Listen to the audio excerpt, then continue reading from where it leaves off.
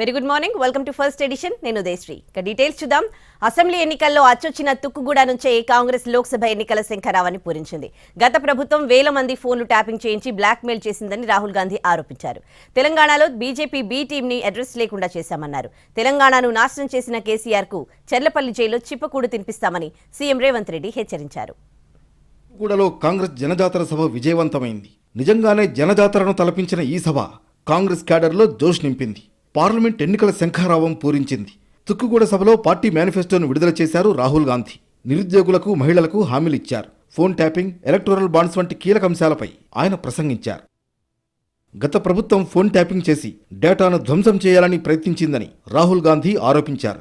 Intelligence, police సేవలను దుర్వినియోగం చేసి ప్రతిపక్ష నాయకుల, అధికారుల ఫోన్లు ట్యాపింగ్ చేసిందన్నారు. తెలంగాణలో బీజేపీ బి టీంను ఓడించామని, లోక్సభ ఎన్నికల్లో మోడీని కూడా ఓడిస్తామని రాహుల్ అన్నారు. आपके पिछले चीफ मिनिस्टर ने सरकार कैसे चलाई थी? हजारों लोगों के उन्होंने फोन टैप किए और यहां की जो इंटेलिजेंस की एजेंसीज थी, टैक्स की एजेंसीज थी, पुलिस थी, उनका उन्होंने गलत उपयोग किया.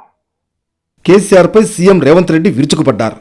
10 ఏళ్లు కేసీఆర్ తెలంగాణను నాశనం చేశారని ఫైర్ అయ్యారు. కేసీఆర్ కు చర్లపల్లి జైల్లో డబుల్ బెడ్రూమ్ ఇల్లు కట్టిస్తామని, జైల్లో చిప్పకూడు తినిపిస్తామని అన్నారు రేవంత్. ఏది పడితే అది మాట్లాడితే ఊరుకోనన్నారు. ఇవాళ నువ్వు అనుకుంటున్నావు, నువ్వు ఏది పడితే అది మాట్లాడితే చూస్తూ ఊరుకుంటామని. చూస్తూ ఊరుకునేటోడు ఎవరు లేరు. నేను పెద్దలు జానారెడ్డి గారి లాగా కాదు, నేను రేవంత్ రెడ్డిని బిడ్డ.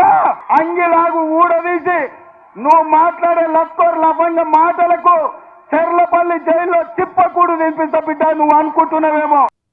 కాంగ్రెస్తోనే అన్ని వర్గాలకు న్యాయం జరుగుతుందని డిప్యూటీ సీఎం భట్టి విక్రమార్క అన్నారు.